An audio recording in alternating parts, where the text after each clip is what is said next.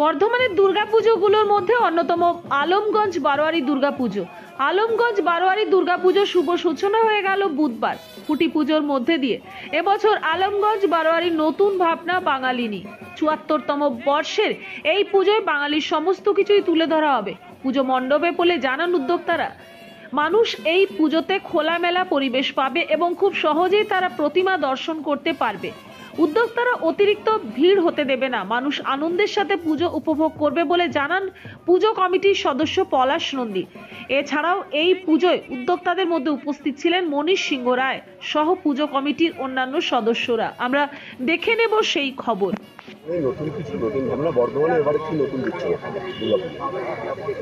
দেখুন, নতুনভাবে দিচ্ছি, নতুন কিছু দিচ্ছি না। আমাদের এবারের থিম বাঙালিনী, বাংলার সব কিছু নিয়ে বাঙালিনী, বাংলার মানুষ, বাংলার সংস্কৃতি, বাংলার সব কিছু, বাংলার শিল্প, সেগুলো সব এখানে আসবে। সেই নিয়ে নতুনভাবে আমরা বাংলাকে আমাদের দুর্গাপুজোর মাধ্যমে কিছু দিতে চাইছি। আশা করছি সবাইকে ভালো লাগবে। আপনাকে থিম ভাবনা তো বলেছে আমাদের গৌরঙ্গ কৈলা, আমাদের যে শিল্পী। হ্যাঁ, আমাদের থিমের নাম হচ্ছে বাঙালিনী।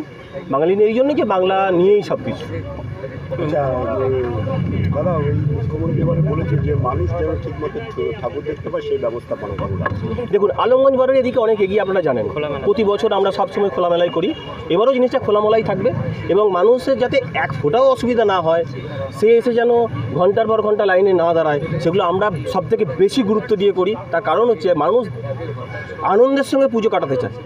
তো সেখানে এসে কোনো অবস্ট্রাকশন আসুক বা মানুষ কোনোভাবে ঘন্টার পর ঘন্টা দাঁড়িয়ে থাকুক, সেটা আমরা আলমগঞ্জ বারোয়ারি কোনোদিন চাই না এবং চাইবেও না।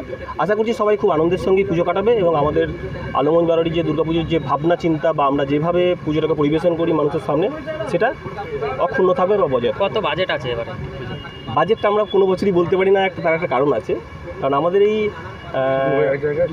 হ্যাঁ, আসলে পুরো পুজোটাই উনি বললেন ছোট্ট করে যে একটা পার্ট উনি দায়িত্ব নেন। বাস্তব বলতে উনি একটা বড় পার্টের দায়িত্ব নেন, মানে পুরো জায়গাটা যে দৃষ্টিনন্দন ব্যাপারটা থাকে সেটার পুরো দায়িত্বই গৌরাঙ্গদাই নেন। কারণ একটা আর্টিস্টের যে ভাবনা, আর্টিস্টের যে দৃষ্টি, সেটার সঙ্গে আমাদের সাধারণ মানুষের দৃষ্টির একটু হলেও পার্থক্য হয়। কারণ আমরা যেভাবে দেখতে চাই তার থেকে অনেক ভালোভাবে উনি দেখতে পান, অনেক বড় করে উনি দেখতে পান। উনি যেটা আজকে বলছেন সেটা উনি দেখতে পাচ্ছেন। তার জন্য একটা অফিসও আমরা যদি তৈরি করি, তার কালার কম্বিনেশন, তার সব কিছু সব উনিই করেন। ব্যাপারটা দৃষ্টিনন্দন যে ব্যাপারটা থাকে এবং মানুষের যে মুভমেন্ট হবে, এইটা আমরা যৌথভাবে করি। দৃষ্টিনন্দন ব্যাপারটা পুরো দায়িত্ব ওনারই থাকে। দেখুন, আলমগঞ্জ বারোয়ারি বলতে আমরা শুধু দুর্গাপুজো না, অন্যান্য অনুষ্ঠানও করে থাকি। তবে দুর্গাপুজো একটা বাঙালির আবেগের মধ্যে, তো দুর্গাপুজো আস্তে আস্তে শুনলে একটা গায়ে কাঁটা দিয়ে ওঠে। তা সেই 2 মাস আছে আর আমরা আজকে তার খুঁটি পুজো করলাম। আমাদের শিল্পী গৌরঙ্গ কৈলা মহাশয় এসছেন এবং রবিবার থেকে আমাদের কাজ শুরু হয়ে যাবে এবং আমরা সবাই মিলে পুজোটা খুব ভালোভাবে উপভোগ করবো, কাটাবো।